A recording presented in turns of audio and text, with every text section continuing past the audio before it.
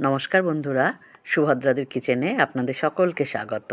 আশা করি সকলে ভালো আছেন, সুস্থ আছেন। শীত যাই যাই করছে। অল্প কদিনের শীতে যা পারা যায় সব রকম সবজি, মাছ চুটিয়ে খাওয়ার কিন্তু একটা সময় যায় এই শীতকালটা। তাই শীত যাওয়ার আগেই বেগুন পোড়া অবশ্যই খাবো।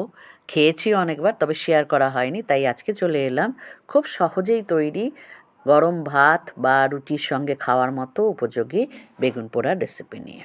প্রথমেই একটা বেশ বড় সাইজের কালো বেগুন বাজার থেকে আনা হয়েছিল, এই জন্য তাকে ধুয়ে টুয়ে তারপর একটু সর্ষের তেল মেখে নিয়ে এই গ্যাসের ওপরেই পোড়ানোর জন্য তৈরি করছি। তার জন্য একটা স্ট্যান্ড আমি কিনে এনেছিলাম একবার একটা মেলা থেকে।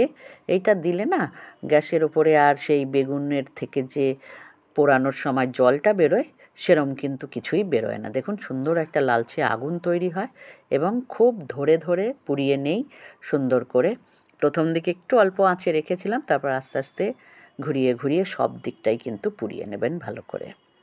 বেগুন পোড়ানোর কিন্তু একটুখানি ধৈর্য ধরে পোড়াতে হয়, খুব আগুন বাড়িয়ে দিলে ফটাস করে ফেটে যায়। তবে বলবেন যে কেটে নাওনি কেন?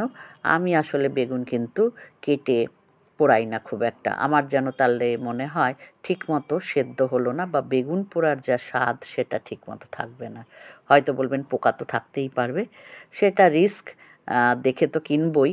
তবে যদি খুলে তারপর দেখা যায় যে রয়েছে, সেটা ফেলে দিতে হবে। তো এখন এই শীতের ফ্রেশ বেগুনে খুব একটা থাকে না।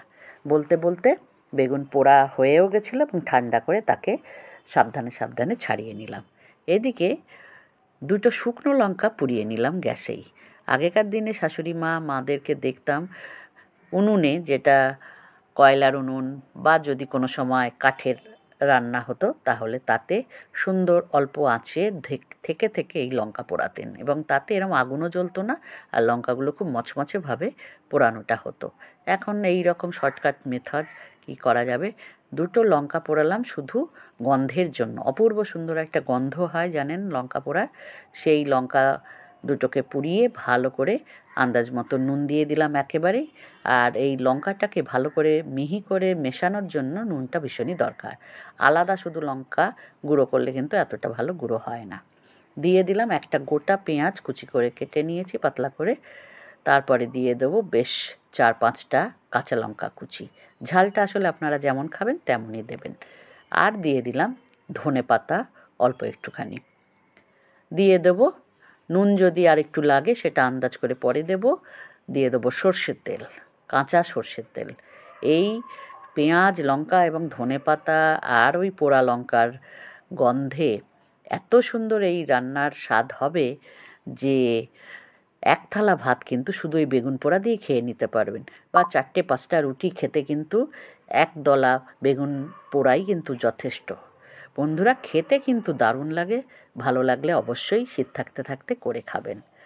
আর সাবস্ক্রাইব করার কথাও মনে রাখবেন কিন্তু প্লিজ। ধন্যবাদ।